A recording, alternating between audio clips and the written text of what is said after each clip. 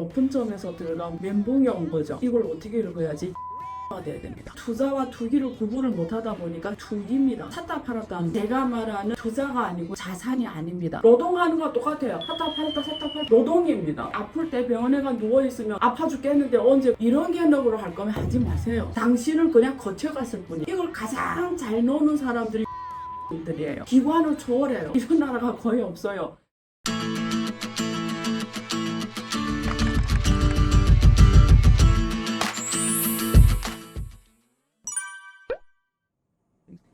안녕하세요. 안경토 회원 여러분.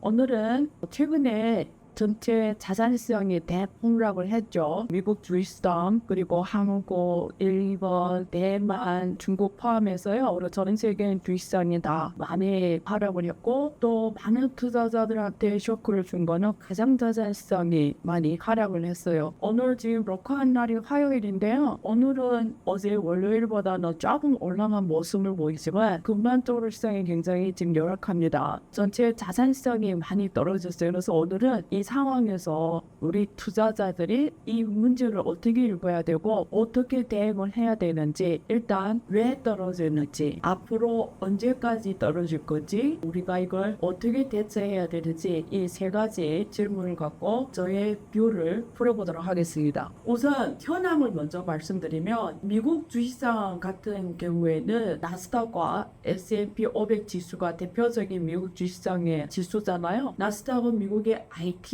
흐름을 보여주는 거고 S&P 500 지수는 전체 미국의 산업 현황을 보여주는 지수라고 보시면 됩니다. 미래 그림이 어떻게 가는지. 근데 이 두 지수가 4%, 5% 넘게 떨어졌어요. 근데 전반적으로 2%에서 3% 그리고 일시적으로 4, 5% 넘게 떨어졌고요. 굉장히 많이 우리한테 샥을 준 거는 그동안 고고 행진하던 미국의 빅테크 기업들이 주식, 대표적인 게 엔비디아입니다. 엔비디아 주식이 많이 떨어졌어요. 10% 넘게 하락을 했죠. 제가 매번 촬영할 때마다 길게 할 수가 없어서 풀 수는 없어요. 그래서 그걸 메꾸고자 글로 쓰고요. 네이버 프리미엄 콘텐츠에 가면 엔비디아 주식을 어떻게 봐야 되는지 하는 글이 있습니다. 그래서 글이 편한 분들은 가서 그 글을 좀 읽어보세요. 엔비디아를 대표로 하는 AI 주식에 대해서 어떻게 봐야 되는지 읽으시면 되게 도움이 되실 거고요. 글을 읽기 싫어하시는 분은 안경도우리 안유아 경제투자론 이 유튜브 과거에 찍은 것 중에 엔비디아 주가는 버블인가 하는 동영상이 있습니다. 아마 우리 PD님이 앞에 화면으로 보여주실 거예요. 그걸 가서 동영상 한번 보시고요. 글을 보실 분은 보시고 제가 자세히 풀었습니다. 그래서 이 자리에서 풀지는 않을게요. 그냥 간단하게만 언급하며 지나갈 건데 그동안 제가 했던 방송들이 지금의 시장에서 정확하게 맞아떨어지는 걸 발견할 수 있을 거예요. 그렇다고 제가 뭐 점을 잘 치는 이런 건 아니고 그 요인들이 조각이 되고 있다는 말씀을 드리고 어떤 요인들인지는 가서 한번 시간을 내서 보시라는 의미입니다. 어쨌든 미국은 이렇고요. 일본이 가장 많이 떨어졌어요. 12.4% 넘게 떨어졌죠. 한국도 10% 넘게 떨어졌고요. 대만은 8%. 중국은 그동안 상대적으로 주가지수가 가지 않았기 때문에 1, 2% 떨어졌죠. 상대적으로 적게 떨어진 것처럼 보이지만 그동안 워낙 안 좋았어요. 2,900포인트가 무너졌어요. 2,800포인트로 갔죠. 그래서 많이 떨어진 상황이었고 폭은 작지만 어쨌든 전체 시장 자체가 인도를 포함해서 전 세계 주가 지상이 많이 떨어졌습니다. 지금 시장에 있는 분들은 특히 좀 높은 점에서 들어간 분들은 멘붕이 온 거죠. 이걸 어떻게 읽어야지? 지금 이 시점에서 바로 팔아야 되는지 손절을 해야 되는지 아니면 나중에 이게 긍정을 갈 거니까 갖고 가야 되는지 헷갈릴 거잖아요. 그래서 제가 한번 풀어보겠습니다. 일단 투자의 입장에서 말씀드리면 투자를 할 때 개념을 일단 설명드릴게요. 제가 어느 방송에서 한번 얘기한 적이 있는지는 모르겠는데 여러분은 자본주의에서 살고 있습니다. 중국처럼 사회주의도 아니고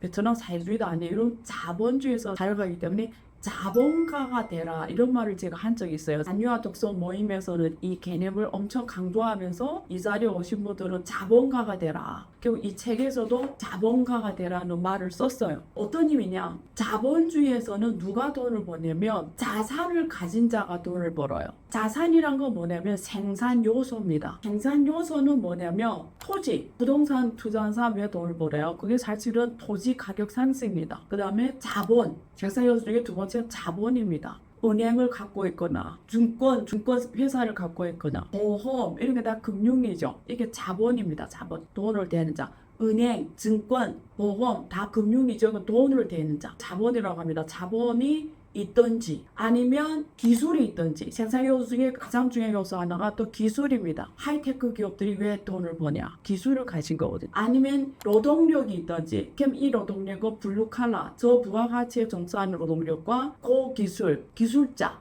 엔지니어 이런 노동력이 또 높은 월급을 받잖아요. 전문직. 그래서 자본주의 사회에서 이런 생산 요소를 가져야만 부자가 될 가능성이 있어요. 그러면 투자의 입장에서 이 문제를 풀면 자산가가 돼야 되는 거예요. 자산가란 건 뭐냐면 보유하고 갖고 있는 개념이에요. 근데 많은 분들이 코로나 시기를 겪으면서 과거에는 주식 투자한다 이러면 투기분자로 보고 좀 나쁘게 봤잖아요. 근데 코로나를 거치면서 돈이 워낙 많이 찍혀내면서 많은 사람들이 투자에 눈을 떴어요.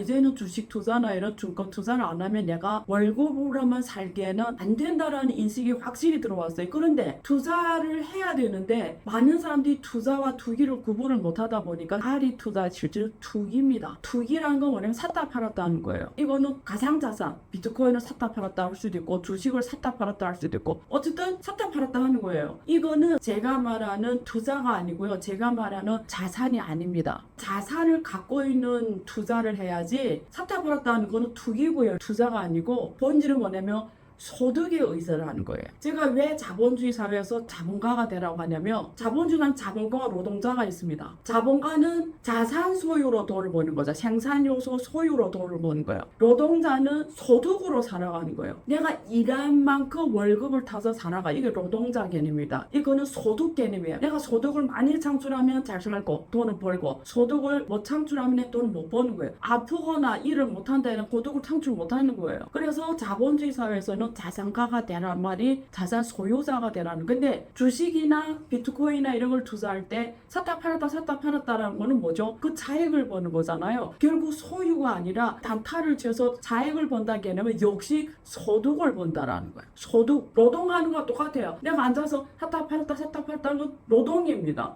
그럼 여러분들이 아플 때 병원에 가 누워있으면 단타할 수 있어요? 단기 투자를 샀다 팔았다 할 수 있어요? 아파 죽겠는데 언제 거기서 주식을 샀다 팔았다 할 수 있고 언제 거기서 비트코인 샀다 팔았다 할 수 있고 이것도 소득 개념인 거예요. 노동의 개념에서 못 벗어난 것이 투자가 아니고 자본가가 아닌 거예요. 그래서 일단 첫 마디는 이 말을 해드리고 싶어요. 여러분 자본가가 돼야 됩니다. 소유의 개념으로 투자를 해야지 투기의 개념으로 소득을 만들려고 하면 역시 노가다라는 거예요. 건설 현장에서 일하는 게 노가다 아니에요. 샀다 팔았다 거는 투자의 노가다를 하고 있다는 거. 소득에 의해서 하는 거 아플 때 못해요. 이런 개념으로 할 거면 하지 마세요. 나의 지식을 수준 높여서 전문가가 되고 테크를 좀 높여서 기술, 노동력, 자본가가 되는 게 낫죠. 고소득자가 되는 게 낫죠. 아시겠죠? 그래서 첫 번째는 이런 개념으로 문제를 대하면 지금처럼 시장이 대폭락할 때 혼란스러워하지 않나요? 자산가라는 게 왜 계속 보유하면서 그걸 가진 사람이 된 거잖아요. 왜 여러분이 이런 사람이 되면 시장이 떨어지나 올라가는 충격을 안 받냐면 예를 들어 코로나 때 주식시장이 대폭락이 특히 브레이크도 발동되고 난리 났잖아요. 주가가 대폭락했잖아요. 근데 후에 정부에서 돈을 왕창 풀어서 나눠줬잖아요. 그럼 여러분 이 나눠준 돈이 어디로 갈 것 같아요? 국민당 25만 원씩 나눠줬잖아요. 가만히 눈 감고 생각해봐요. 모든 사람이 공평하게 25만 원 받은 것 같죠? 근데 실제는 이 돈은 일반인의 25만 원이 어디로 가냐면 예를 들어 그걸 가는데 집세를 냈다, 월세를 냈다면 결국 부동산 소유자한테 그 돈이 가는 거예요. 그가 정착되어 있는 거예요. 당신은 그냥 거쳐갔을 뿐이에요.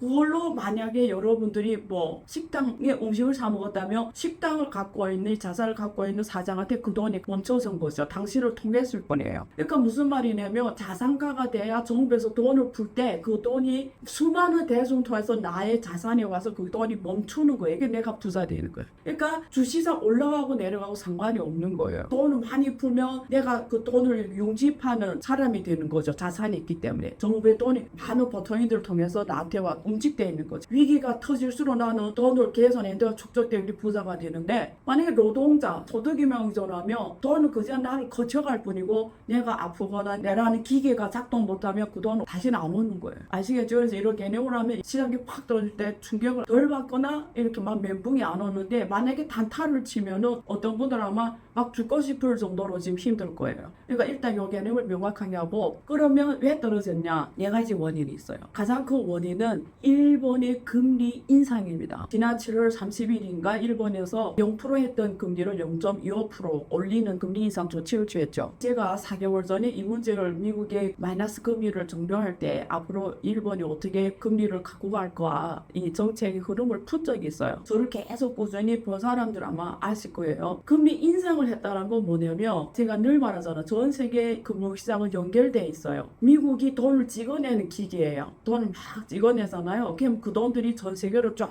나가요. 어떻게 나가냐? 미국 국내에서 금리를 인하하면 그 돈들이 고금리를 향해서 전 세계로 나가는 거예요. 근데 미국이 푼 돈을 어떻게 자국내로 들어오게 하냐면, 달러 금리를 인상하면 해외에 나갔던 달러들이 쫙 들어오는 거예요. 국제 통화가 이런 속성이 있는 거예요. 유로화. 그리고 중국 정부가 왜 위안화 국제화를 하려고 할까요? 이렇게 달러가 한번 금리를 올리거나 내리고 할 때 당하기 싫은 거예요. 그러니까 미국이 자국 경제 상황의 리스크를 해외로 이전하거든요. 그게 금리를 통해 그러거든요. 금리를 내리면 돈이 쫙 나가고, 금리를 올리면 돈이 쫙 들어오면서 이머지 국가들이 돈이 싹 빠져나오잖아요. 중국은 그런 운명에서 벗어나려고 위안화 국제화를 추진한 건데, 국제통화는 유로화가 있고 가장 중요한 국제통화가 엔화가 있습니다. 스위스 프랑도 있고요. 근데 엔화는 그동안 마이너스 금리 정책 혹은 제로 금리 정책 취하다 보니까, 제로 금리라는 건 뭐죠? 내가 대출하는데 금리를 이자를 안 준다라는 거예요. 지난 10년, 20년 계속 그렇게 해온 거예요. 전 세계의 이 자본들은 어떻게 움직이냐면, 일본 돈이 국제통화잖아요. 어디 나라는 다 쓸 수 있는 거잖아요. 그러니까 일본의 제로 금리 엔화를 빌립니다. 빌린 다음에 전 세계 자산에 투자합니다. 예를 들면 제로 금리 엔화를 대출 받아서 미국 국채를 사는 거죠. 미국 국채가 지난 5.25%까지 갔잖아요. 제로로 엔화를 대출해서 미국 국채를 사면은 금리를 5.25% 받는 거예요. 그래서 이런 차익을 버는 거예요. 이걸 가장 잘 노는 사람들이 누구냐면 일본인들이에요. 전 세계에서 외환시장 거래량이 가장 큰 데가 전 세계 30% 40%가 일본 외환시장입니다. 대부분 일본 개인들이에요. 기관을 초월해요. 사실 이런 나라가 거의 없어요. 그만큼 일본인들이 이걸 잘한다는 거니까,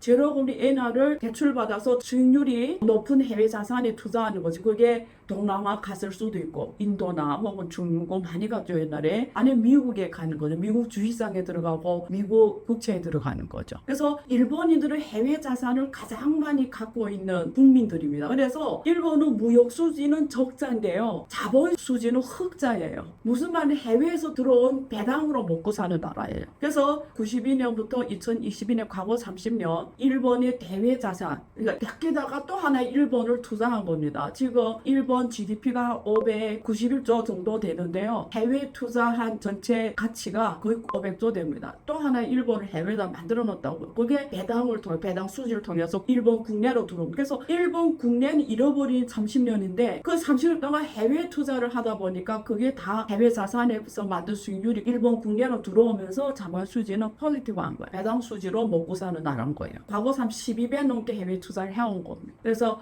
해외 또 하나 일본이 있을 정도. 근데 그게 가능했던 거는 제로금리 정책이죠. 일본 엔화가 너무 싸니까. 그래서 하나는 환율 해지, 환율 차익을 벌고, 하나는 자산 수익률 차이를 보는 게 지난 30년 일본 사람들이 전략이었던 거죠. 근데 이게 일본인들만 이렇게 하는 게 아니고 외국의 자본가들, 돈 있는 자들이 다 똑같이 이렇게 한다는 거죠. 그런데 만약에 일본이 갑자기 금리를 올려버리면 어떤 현상이 날까요? 이런 자본가들, 돈 있는 사람들의 흐름을 잃는 거죠. 앞으로 이 일본군에 계속 올라가면 내가 돈을 빌리는 부담이 커질 거 아니에요. 그러면 해외에 있는 자산들을 얼른 팔아서 그 대출을 갚는 거예요. 지금은 어떤 단계냐면 그런 자금들이 상당 부분 해외 자산들을 파는 과정에 있는데, 대표적인 게 미국 자산을 팔고 있다는 거죠. 근데 왜 그럼 미국 자산을 팔까요? 파월이 뭐랬어요? 이번에 7월에는 금리를 인하 안 했지만 9월에는 인하한다고 보잖아요. 미국 달러는 가치가 떨어질 일밖에 안 남는 거죠. 미국 달러 자산은 결국 가치가 떨어지는 떨어지는 거죠. 근데 일본 자산은 가치가 올라가는 환율이 지금 엄청 올랐잖아요. 140까지 왔잖아요. 그러니까 160에서 140, 엔화 엄청 절상이 됐잖아. 엔화 대비 달러 가치가 12% 떨어졌어요. 마치 1985년 플라자 합의 때 달러가 3개월이 거치 한 20% 절하가 됐는데 며칠 내에 12% 절하가 됐다는 거 그 폭을 알 수가 있죠. 그러니까 달러 자산을 팔기 시작하는 거죠. 플러스 그동안 미국의 AI 중심의 자산들이 엄청나게 많은 투자가 들어왔어요. 왜냐면 재작년이죠. 2022년 10월에 챗GPT가 엄청나게 히트를 치면서 전 세계 챗GPT 열광이 왔죠. 특히 작년 1월, 2월, 5월까지 클라이막스를 기록했죠. 그러니까 이게 엔비디아의 주가를, 엔비디아는 제가 안경2에서 전문 찍어서 분석해 준 것처럼 옛날 미국에서 금광 캘 때 사업을 공급하는 자가 부자가 됐다잖아요. 엔비디아가 사업을 공급하는 거 똑같다는 거잖아요. 칩을 공급하는. 그래서 엔비디아 주가가 고행진한 거죠. 인프라라는 거죠. 엔비디아 공급하는 이 칩을. 근데 실물 경제하고 같이 가져야 이 매출이 계속 유지가 되는데 AI 기반의 실물 경제는 아직 주도 산업으로 자리를 못 잡은 상황에서 모든 투자가 AI 중심으로 가다 보니까 주가가 고행진했던 거죠. 그래서 전 세계 해외 투자자들, 미국 국내 월가 자본가들 다 AI에 집중 투자하면서 AI 중심으로 빅테크 기업들의 주가가 고행진 하고 그 다음에 전기차 시대, 배터리 시대 하면서 테슬라까지 포함해서 하이테크 기업들, 미래 산업 기업들이 고행진하다가 지금 미국 경제의 펀더멘탈의 실업률 포함해서 이것도 제가 며칠 전에 찍었습니다. 유튜브. 그래서 샘 룰이라고 해서 미국 경제 위기를 예측하는 지표가 있어요. 이것도 우리 PD님이 그 동영상 제목 올려놓으면 시간 되실 때 그건 클릭해서 자세히 보세요. 그래서 샘 룰이라고 있어요. 미국 경제가 경제 쇠퇴로 들어가기 알려주는 지표입니다. 근데 이 샘이라는 여자 이코노미스트인데 미국 경제 현재는 이 샘 룰이 적용이 안 된다. 왜냐면 지금 아직 경제 쇠퇴 시기가 아니다. 경제가 괜찮다 이런 식으로 말을 했지만 샘 룰에 의해서 계산한 지표는 이미 0.5% 넘은 주가 대부분입니다. 정확하게 지금 한 0.5 왔어요. 그러면 보통 경제 위기에 초입에 들었다고 판단하는 거거든요. 근데 이게 그 본인이 뭐 아니라고 말하던 파월이 아니라고 말 누가 말 중요하지가 않습니다. 무슨 말하면 미국은 경제가 제가 여러 번 말했죠. 갈 수 있는 구조가 어렵다. 왜? 간단해요. 언제 경제 위기 오냐면 경제는 금융입니다. 경제는 부채입니다. 경제는 레버리지입니다. 무슨 말이냐면 한 국가의 경제가 돌아간다는 거는 부채가 돌아간다라는 빌리는 자가 있다는 거예요. 빌려주는 자가 있고 빌리는 자가 생산을 해서 돈을 벌어서 일부분을 빌려준 자한테 주는 게 그게 이자입니다. 그러면 내가 빌려온 돈으로 빌리 이자보다 더 많은 수익률을 만들어야 빌린 돈을 주고 내가 남기잖아요. 우리가 자산 수익률이라고 합니다. 투자 수익률 ROI. 우리가 벌어들이는 자산 수익률이 이자율보다 높으면 절대 위기가 오지 않습니다. 왜냐면 내가 빌린 이자율보다 벌어들인 드는 게 더 많아 어떻게 위기가 옵니까? 언제 위기가 오냐면 빌리는 이자율에 비해서 내가 벌어들인 자산 수익률이 낮을 때 위기입니다. 뭐는 미국을 보세요. 금리가 얼마입니까? 5%에서 5.25잖아요. 이게 빌리는 금리예요. 빌리는 이자율이에요. 근데 미국의 GDP가 얼마입니까? 한 2%대예요. GDP라는 건 뭐냐면 쉽게 말하면 그 나라에 투자했을 때 내가 평균 벌어들이는 자산 수익이라고 보시면 돼요. 그래서 각 국가별로 중국이 뭐 5% 성장이냐 6% 성장이냐 미국이 몇 프로 성장이냐 이런 게 중요한 거예요. 그 나라에 투자했을 때 기대할 수 있는 평균 수익률이 GDP 성장률로 보시면 돼요. 미국이 투자했을 때 내가 벌어들이는 자산 수익률이 2%인데 금리가 5.25라는 게 딱 봐도 이거는 갈 수 없는 경제인 거예요. 왜 그럼 주식이 고고행진했을까요? 자산 수익률이 낮기 때문에 자본가들이 돈이 다 주식상으로 가버린 거예요. 왜? 금융위에서만 돈을 벌 수 있게 된 거예요. 금융위에서만. 그러니까 점점 채권시장, 금융, 주식시장에 돈이 투자돼서 미국의 주식시장에 계속 고고행진했어요. 그리고 제가 여러 번 말하지만 미국은 모든 게 금융시장 중심으로 딱 이해관계가 돼 있기 때문에 금융이 무너지면 미국 국민들이 생활질이 다 죽게 돼 있다. 중국은 부동산이 중심에 있어서 그게 중국 사람들이 소득을 결정할 정도로 핵심이고 미국 금융시장 특히 주식시장이라 했죠. 이 주식시장이 안 가게 되면 미국은 돌아가는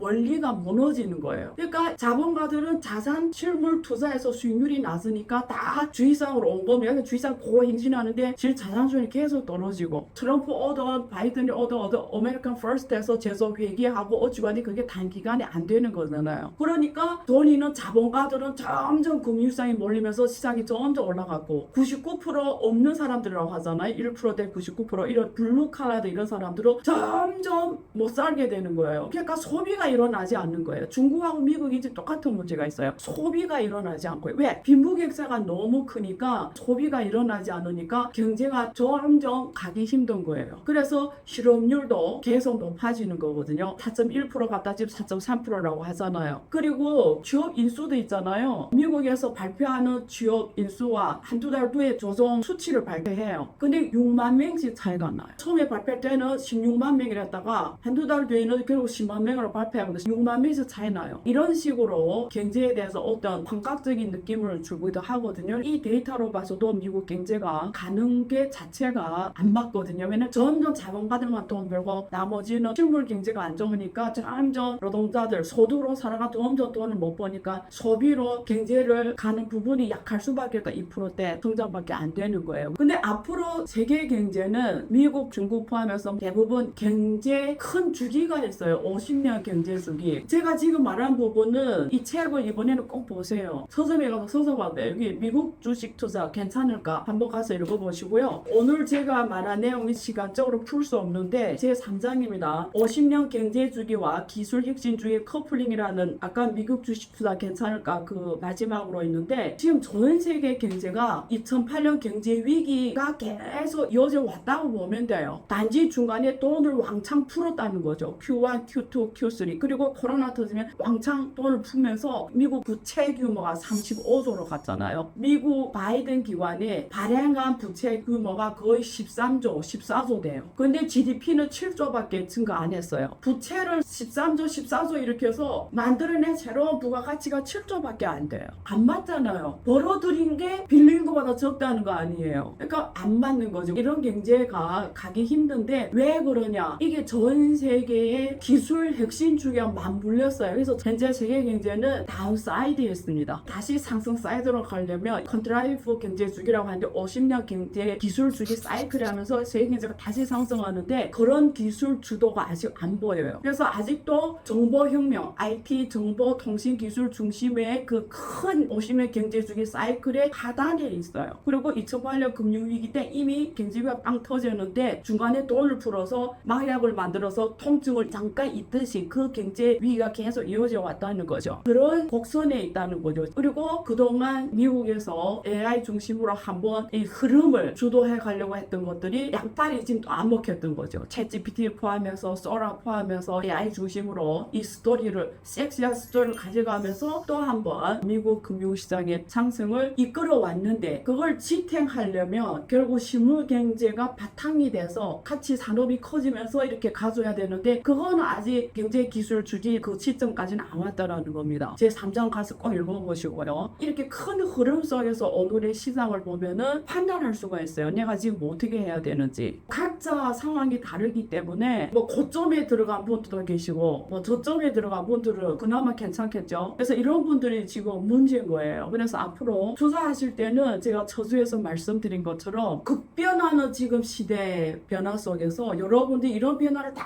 캐치하면서 그 단기 주기 이런 구조적 문제, 거시경제 흐름, 금리 흐름 다 판단하면 여러분들이 들어갔다 나갔다 하면 투자 전략 펼치기에는 공부를 너무 많이 해야 돼요. 워린 버핏이 이번에 주식을 10% 넘게 줄였잖아요. 특히 애플 주식을 50% 팔았어요. 미국 국채 중심으로 쟁금 중심으로 갖고 가거든요. 이게 시그널입니다. 엄청난 내공이 아니고는 급변하는 이런 거시경제 국제 정세에 맞게 주식을 정확하게 들어갔다 정확하게 나오는 이런 전략을 가질 수 있는 사람 몇 명이 안 됩니다. 자산가가 될 노력을 해야지 투자도 소득자처럼 투자하면 안 된다는 말씀을 드리고요. 투자를 하실 때 이건 다음에 제가 말씀드릴게요. 저희가 한참 또 얘기를 해야 돼서 일단 오늘 여기까지 하고요. 숙제를 내줄게요. 혹시 좀 편하실 때 3장을 꼭 읽어보세요. 이 책의 제 3장. 그러면 지금 벌어지는 것들에 대해서 사실 제가 이미 다 썼고 제 안녕한 경제 투자론 유튜브에서도 많이 다루었습니다. 제가 회원란에서도 관련 동영상이 많고 또 네이버 프리미엄 컨텐츠 이런 데서 이런 경제를 푼 글들이 많거든요. 그래서 시간 되시는 분들은 한번 보시고요. 투자에 도움 받고 그랬으면 좋겠습니다. 구독과 좋아요 눌러주시고 항상 감사합니다.